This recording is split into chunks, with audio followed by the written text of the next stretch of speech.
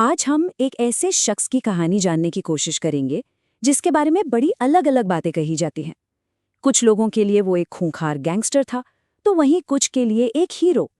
तो देखिए, यहाँ एक ही इंसान की दो बिल्कुल अलग अलग तस्वीरें हैं।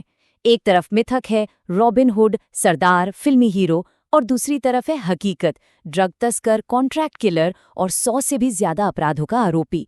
हम बात कर रहे हैं अब्दुल रहमान बलोच की, जिसे दुनिया रहमान डकैत के नाम से जानती है। अब सवाल ये है कि ये मिथक बना कैसे। इसे समझने के लिए हमें पहले ये देखना होगा कि आज उसे किस नज़र से देखा जाता है, और इसकी शुरुआत होती है, जाहिर है, पॉपुलर कल्चर से। हाल ही में बड़े पर्दे पर आई एक फिल्म ने उसकी कहानी को सबकी नज़रों में ला दिया है, और इसी के साथ एक ज़बरदस्त बहस छिड़ गई है कि वो असल में एक हीरो था या फिर एक विलन। और यही बात इस पूरे मामले की जड़ है। फिल्म ने तो एक कहानी बना दी, एक हीरो बना दिया, लेकिन असलियत क्या थी? तो चलिए अब जरा हकीकत की दुनिया में चलते हैं और इस कहानी की शुरुआत से शुरू करते हैं, कराची के लियारी की उन्हीं गलियों से जहां ये सब शुरू हुआ। उसका क्राइम का सफर बहुत ही कम उम्र में शुरू हो गया था। मतलब सिर्फ 13 साल की उम्र में पहला हमला, और फिर छोटे मोटे अपराधों से बढ़कर बात हत्या और बहुत ही संगीन जुर्मों तक पहुंच गई। अगर सरकारी रिकॉर्ड्स को देखें तो एक बहुत ही डरावनी तस्वीर सामने आती है।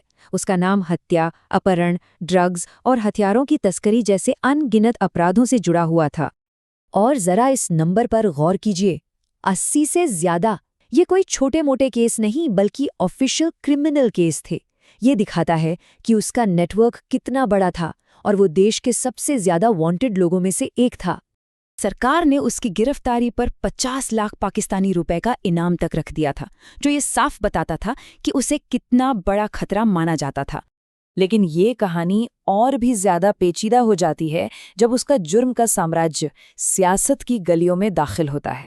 2008 के करीब उसने अपनी एक नई पहचान बनाई। अब वो रहमान डकैत नहीं, बल्कि सरदार अब्दुल रहमान बलोच था, एक कम्युनिटी लीडर। उसने पीपल्स अमन कमेटी नाम का एक संगठन बनाया। कहने को तो ये लियारी में अमन चैन कायम करने के लिए था, लेकिन असल में ये उसके गैर कानूनी कामों को छुपाने और सियासी ताकत हासिल करने का एक जरिया था।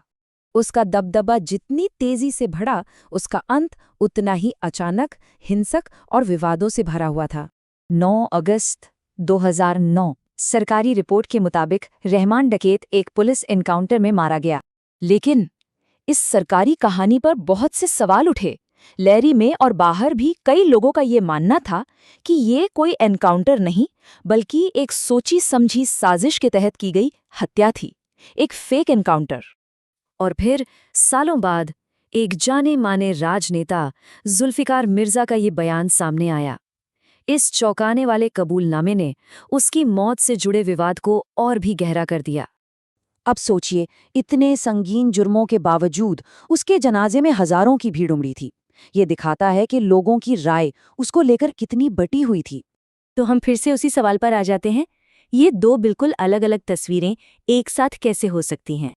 एक तरफ वो कानून की नज़र में एक क्रूर अपराधी था, तो दूसरी तरफ अपने इलाके के लोगों के लिए एक रॉबिन हुड जैसा सरदार। और अब दुनिया के लिए वो एक फिल्मी किरदार बन चुका है।